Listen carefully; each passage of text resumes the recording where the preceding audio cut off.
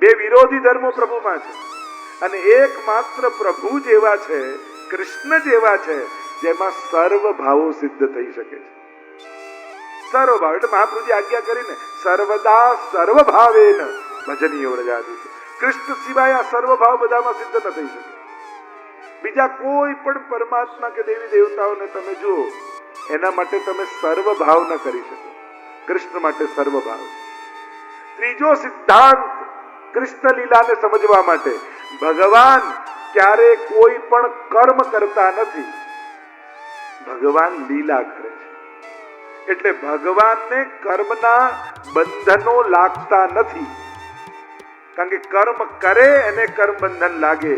ભગવાન ક્યારે કર્મ કરતા જ નથી. સ્પષ્ટ ગીતાજીમાં ભગવાને કહ્યું છે, નમામ કર્માણિ લિપ્પંતિ નમે કર્મ ફલે સ્પૃહા. હું કર્મ કરતો નથી, કર્મમાં લેપાતો નથી, અને કર્મ ફળની આશા રાખતો નથી. એટલે પ્રભુ માટે જે મનુષ્યના કર્મના સિદ્ધાંતો છે ને, એના ચશ્મા પહેરીને કૃષ્ણ ચરિત્રને નહીં જોવું, નહીં તો અન્યાય કરી દેશો. તમે જો ચોરી કરવી એ નિંદનીય કર્મ છે, માણસ માટે બહુ કર્મ નિંદનીય કહ્યું છે, પણ ઠાકોરજી ચોરી કરવાનું કર્મ નથી કરતા, એ લીલા કરે. અને એટલા માટે એને ચોર કહીને પણ એના સ્તુતિ અને વંદના કરીએ. બોલો માખન કે ચુરૈયા કી જય. હવે ચોરની જે કોઈ દિવસ કોઈ બોલાવ, આપણે તો એને ચોર કહીને છે. કેમ? કારણ કે એનું કર્મ નથી, એની લીલા છે. જેમ કોઈ સ્ટેજ ઉપર કોઈ નાટક ચાલતું હોય અને વિલનનો કોઈ બહુ સારો રોલ કરે તો એને એવોર્ડ મળે કે સજા મળે? એવોર્ડ મળે, કારણ કે આટલો સરસ રોલ કરે. અને એ જ કામ ગામમાં જઈને કરે તો સજા મળે. તો ગામમાં કરવું એ કર્મ, સ્ટેજ પર કરવું એ લીલા છે. તો ભગવાન કર્મ નથી કરતા, એ લીલા કરે છે. એટલે મનુષ્ય માટે જે નિંદનીય છે, ભગવાન માટે એ જ વંદનીય પણ છે. જેમ તમે અહીંયા ભજન ગાઓ, યા મંદિરમાં ભજન ગાઓ, ચોરી ચોરી માખન ખાઈ ગયો રે, અને ચોરમાં કેટલાક ચોર ચોર કહીને કેટલું બધું ગાઓ, અને ઘરે જઈને શું કહો? આજે તો પ્રભુના બહુ ગુણગાન કર્યા હો. અરે ચોર કયો, ક્યાં ગુણગાન કર્યા? પણ એ ગુણગાન છે કે લીલા છે. લીલા છે એટલે ગુણગાન છે. કર્મ હોત તો નિંદા થાય. કોઈ કાળો હોય તમે કહો કાળીઓ છે, એની નિંદા કહેવાય ને. અને તમે કાળા કાળા ચોરની મોહિની લાગી રે, ને કાળિયા ઠાકર ને આરતીમાં પેલું ગાતો, જય કાળા કાના પ્રભુ જય કાળા કાના. હવે આ કાળા કાના કહીને તો આરતી કરો. હવે આની સ્તુતિ કહેવાય કે નિંદા કહેવાય? જો લૌકિક હોત તો નિંદા કહેવાય, કાળો કહેવાય. પણ તમે ઘરે જઈને શું કહો? આજે તો બહુ ગુણગાન કર્યા, એટલી આરતી કરી. અરે કાળો કયો? પણ લીલા છે. હવે કોઈ લડતો લડતો ભાગી જાય, હવે આ સાવ ભાગેડું છે, અને તમે લોકો શું કહો? બોલો રણ છોડ ભગવાન કી જય. કઈ છે બોલ્યા? રણ છોડ. અરે આ નિંદા કરો છો કે સ્તુતિ કરો છો? કર્મ હોત તો નિંદા થાય, લીલા છે એટલે વંદન છે, સ્તુતિ છે. રણછોડરાય વખડાય ના દર્શન કરવા જાઓ, અને જાઓ ત્યારે ગોટા ખાતા, એ વાત જુદી છે. પણ વખણાય છે રણછોડરાય, મૂળ વાત છે, કહેવાનો અર્થ. એને રણછોડ રણછોડ કઈ કઈ એના કેટલા ભજનો ગાવ છે. હવે જો રણ છોડીને ભાગવું કર્મ હટે નહીં. ચોરી કરેનો યશ કોઈ દિવસ વધે? કોઈ હટે નહીં. ચોરી કરેનો યશ કોઈ દિવસ વધે? કોઈ એમ કે અમારે ત્યાં તો જે ચોર આવ્યો ને કેવો સરસ, આમ ખબર જ ના પડી લઈ ગયો, કોઈ આવો વખાણ કરે? પણ ઠાકોરજી ચોરી કરે ને તો ગોપીઓ ભેગી મળીને યશો વિસારી એના યશનો વિસ્તાર કરે. કેવી કૃપા ઠાકોરજીએ કરી, મારા ઘરને પોતાનું જાણીને પ્રભુ લઈ ગયા. એના ગુણગાન કહેવાય છે. તો કૃષ્ણ લીલા માટે આટલા સિદ્ધાંતો સમજવા જરૂરી છે. આ રાસ લીલામાં પણ પ્રભુની જે લીલા છે, તમે મનુષ્ય જેવા કર્મ ન માનો, કારણ કે અહીંયા ભગવાન સિવાય બીજું કોઈ છે જ નહીં.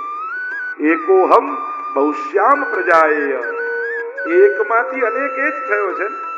એના જ મુખમાંથી સ્વામીજી, એના મુખમાંથી ચંદ્રાવલીજી, અને આ જ રીતે આખા લીલા સૃષ્ટિનું પ્રાગટ્ય છે.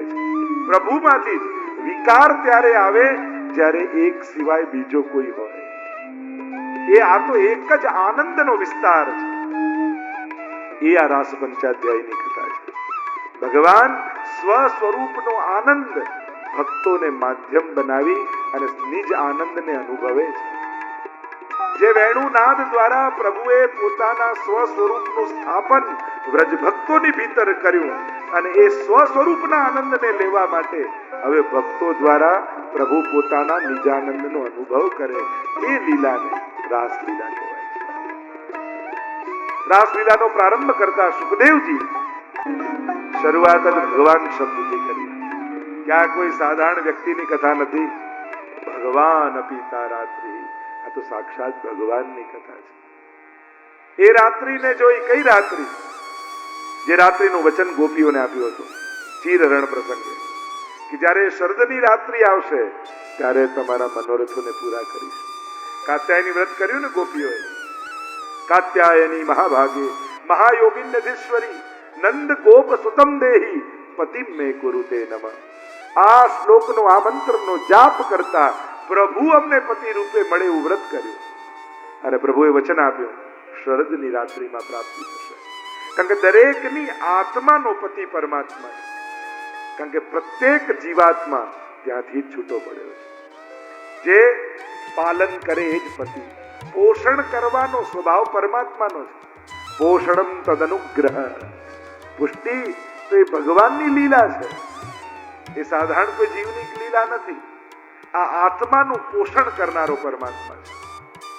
અહીંયા ભગવાને રાત્રિને જોઈ. અરે રાત્રિ આવી ગઈ. પધાર્યા છે વૃંદાવનમાં. વૃંદાવનમાં પધારી અધર પર વેણુ પધરાવી અને વેણુના સ્વર ભરે. આખા બ્રજમાં વેણુના સ્વર રેલાયા. ભિન્ન ભિન્ન કાર્યો કરતી ગોપીઓ, કોઈ પતિની સેવા કરી રહી છે, કોઈ દૂધ પકવી રહી છે, કોઈ ઘરની સફાઈ કરી રહી છે, કોઈ બાળકને ભોજન કરાવી રહી છે. સંસારમાં છે, સંસારી નથી, ભગવાનની છે.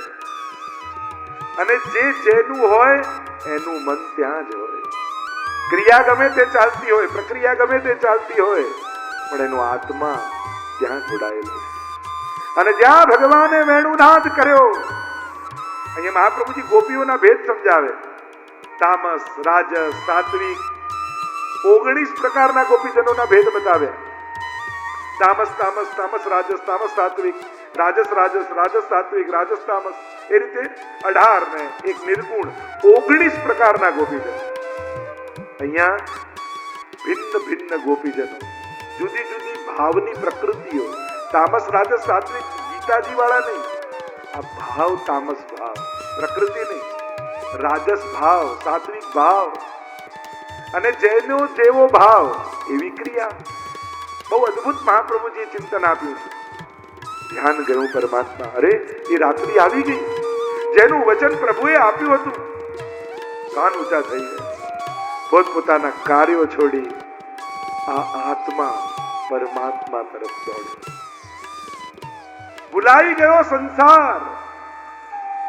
કેટલીક ગોપીઓ જવા ગઈ, પણ ઘરના લોકોએ સાંકળ લગાવી દીધી, દરવાજો ખોલી ન શકી. મહાપ્રભુજી એને અંતર્ગ્રહગતા ગોપીજનો કહે. નીકળી ન શક્યા. આપણે એવો તાપ, એવો તાપ, એવો તાપ થયો. અરે પ્રભુ બોલાવી રહ્યા છે, અમે જઈ ન શક્યા. બધા પાપ બળી ગયા એ તાપમાં. અને મન ભગવાનમાં લાગ્યું ને, એવો આનંદ થયો. બધા પુણ્યો ભોગવાઈ ગયા. ત્યાં જ એમનો ઉદ્ધાર થઈ ગયો. ત્યાં જ એ ભક્તોનો ઉદ્ધાર થઈ ગયો. ગોપીઓ દોડી છે પરમાત્મા તરફ. અને જ્યારે દોડી રહી છે ત્યારે પરીક્ષિત મહારાજ પ્રશ્ન કરે છે, મહારાજ આ તો કાંત ભાવે, પ્રિય ભાવે પ્રભુ તરફ દોડી રહી છે, છતાંય પ્રભુ કૃપા કરે છે, છતાંય નું ઉદ્ધાર કરે છે. સુખદેવજી કહે, કયા ભાવે દોડે છે ન જોઈશ, કોની તરફ દોડે છે જો. એ તો પારસમણી છે. જે ભાવે જશે, પારસમણી સ્પર્શ કરાવી એને સોનું બનાવી દેવાનું. કામમ ક્રોધમ ભયમ સ્નેહમ ઐક્યમ સૌહૃદમેવ ચ નિત્યમ હરો વિદતો યાંતિ તન્મયતામ. કોઈ પણ ભાવે ભગવાન જોડે જોડાઓ. કામમ ક્રોધમ, શિશુપાલ ને ક્રોધ 100 ગાળો, ભગવાન કે તે મને 100 વાર યાદ કર્યો, લાવ તારો ઉદ્ધાર કરી. ક્રોધ થી ઉદ્ધાર. ભય, કંસને ભય લાગ્યો, બધે કૃષ્ણ દેખાય, પ્રભુ કે તને તો સર્વાત્મ ભાવ થઈ ગયો, લાવ તારો ઉદ્ધાર કરી. ભાવ કયો છે મહત્વનું નથી, એ ભાવ કોની સાથે જોડો છો એ વધારે મહત્વ. અને પરમાત્મા તરફ આત્માની કોઈ પણ વૃત્તિ, મનની કોઈ પણ વૃત્તિ સાથે જોડાવ ને, પણ તાર જોડ્યો પરમાત્મા સાથે એટલે અસર પરમાત્માની જ પહોંચવાની. વિકારી સાથે જોડશો તો વિકાર આવશે, પરમાત્મા સાથે જોડશો તો આનંદ આવશે. કારણ કે એ તો આનંદ માત્ર કરપાદ મુખોદરાદી છે, એ અપ્રાકૃત છે. એટલે પ્રતિસાદ પ્રાકૃતનો નહીં મળે, અપ્રાકૃતનો અનુભવ ભગવાન કરાવશે, આનંદનો અનુભવ કરાવશે. અને જ્યારે ગોપીઓ ભાગતી ભાગતી ભાગતી ભાગતી, તમારા સ્વજન બંધુ ભાઈ પિતા તમને શોધતા હશે, તમારી પ્રતીક્ષા કરતા હશે. પતિની સેવા કરવી એ સ્ત્રીનો ધર્મ છે. રોગી હોય, વૃદ્ધ હોય, નિર્ધન હોય, પણ એની સેવા દ્વારા જ એના આત્માનું કલ્યાણ બતાવવામાં આવે. તમે પાછા જતા રહો, તમારા સ્વજનો તમને શોધતા હશે. 10 શ્લોકમાં ભગવાને ધર્મોપદેશ કર્યો ગોપીઓ. એમ તો મહાપ્રભુજી અર્થઘટન બહુ અદભુત કર્યા. પ્રભુ બહુ વક્ર વચન બોલી રહ્યા છે. લાગે એમ કે ઘરે જાઓ, રજન મેષા ઘોર રૂપા, અને અર્થ કર્યો અઘોર રૂપા. અરે આ ઘોર રાત્રિમાં તો અંધકાર હોય કે અહીંયા તો દિવ્ય પ્રકાશ છે. કારણ કે એક ચંદ્રમાનો, પૂર્ણિમાનો પ્રકાશ જો બધું અજવાળતું હોય તો અહીંયા તો 3 ચંદ્રમા છે. એક ઉડુરાજ આકાશમાં રહેલો પૂર્ણ ચંદ્રમા, બીજો ગોકુલનો ચંદ્ર એવા ઠાકોરજી, અને ત્રીજા વૃંદાવનના ચંદ્ર એવા સ્વામીજી. આ 3 ચંદ્રમા અને એનો દિવ્ય પ્રકાશનો અજવાળું. અરે તમે પાછા જાઓ, અહીંયા આવું ઠીક નથી, આ સ્ત્રીનો ધર્મ નથી. 10 શ્લોકમાં ધર્મોપદેશ. ગોપીઓ કહેવા લાગી, પ્રભુ આપ બોલી લીધા હોય તો અમે કહીએ. મૈવમ વિભો રતિ ભવાન ગતિતુમ સંસમ સંત્યજ સર્વ વિષયાસ્તવ પાદમૂલમ. પ્રભુ બધું જ છોડી અમે આપના ચરણોનો આશ્રય કર્યો. આપ અમને એમ કહો છો કે ઘરે જાઓ, સ્ત્રીનો શું ધર્મ છે? એક વસ્તુ પ્રભુ યાદ રાખો, આપની વેણુ સાંભળીને દેહ બુદ્ધિ તો ત્યારે જ ખતમ થઈ ગઈ. અહીંયા કોઈ સ્ત્રી નથી આવી, અહીંયા તો જીવાત્મા પરમાત્માને મળવા માટે આવ્યો છે.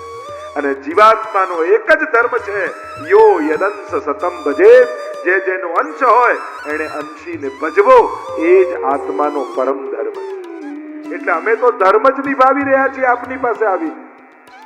આપ અમને દેહ બુદ્ધિ યાદ અપાવો છો, અહીંયા અમે દેહ બુદ્ધિથી નથી આવ્યા. આપ અમને કહો, પિતા બંધુ ભાઈ બધા તમારી પ્રતીક્ષા કરતા હશે, પાછા જાઓ. પ્રભુ વ્યક્તિઓને છોડ્યા છે, વૃત્તિઓ તો લઈને જ આવ્યા છે. કારણ કે અમારો તો સર્વ ભાવ આપનામાં જોડવાનો છે. ત્વમેવ માતા ચ પિતા ત્વમેવ બંધુશ્ચ સખા ત્વમેવ સર્વમ. પ્રભુ સર્વદા સર્વ ભાવેન ભજનીયો વ્રજાદીપ. આ વ્રજાદીપ એવા આપનામાં, કારણ કે સંસારમાં જોડેલી લાગણીઓ બાંધનારી છે, આપનામાં જોડેલી લાગણીઓ એ ઉદ્ધાર કરનારી છે. ભલે મનમાં વિકાર હશે તો એ આપનામાં જોડીશું ને તો આપ વિકારને સંસ્કારમાં ફેરવી દેશો. ભલે ઉત્તમ લાગણીઓ સંસારમાં હશે પણ સંસાર તો બાંધનારો જ છે. એટલે બધી જ લાગણીઓ આજે અમે આપનામાં જોડવા આવ્યા છીએ, સર્વ ભાવ આપનામાં લગાવવા આવ્યા છીએ. આપ અમને ધર્મોપદેશ કરો છો, સ્ત્રીનો શું ધર્મ છે, ધર્મનો શું નિયમ છે. પણ પ્રત્યેક ધર્મ પ્રભુ ધર્મીને મેળવવા માટે હોય છે. અને આપ જ્યારે અમારી સામે ઊભા હો અને આપને છોડીને જો ધર્મ કરવા જઈએ તો અમે મૂર્ખ કહેવાઈએ. કારણ કે ધર્મ હિતે પાયો યહ ધન. ધર્મ દ્વારા આ ધન રૂપ પ્રભુ આપને પામ્યા છે. નીકે રાખ યશોદા મૈયા નારાયણ બ્રજ આયો और જા ધન તે ગોકુલ સુખ લૈયત સગરે કાજ સવારે. સાચું ધન કયું? જેના થકી સંસારના સુખ આવે એ સાચું ધન નથી. જેના થકી વ્રજનું સુખ મળે એ જ સાચું ધન. અને એ ધન છે આપણા માથે બિરાજતા ઠાકોરજી. કારણ તમે પ્રભુની સેવા જ ખાલી નથી કરતા, પણ પ્રભુ થકી વ્રજના સુખનો અનુભવ કરો છો. એક ઠાકોરજી ખાલી ઘરે બિરાજે છે તો તમને કેટલા વ્રજ ભક્તોના સુખનો આનંદ મળે છે. તમે વિચાર કરો કે યશોદાજીનું સુખ મળે, વ્રજ ભક્તોનું સુખ મળે, ગોપીઓનું સુખ મળે, ગ્વાલનું સુખ મળે. 12 માસની લીલામાં જુદા જુદા ભક્તોને મળતા આનંદનો અનુભવ તમે એક લાલન ઘરે પધરાવીને કરી લો છો.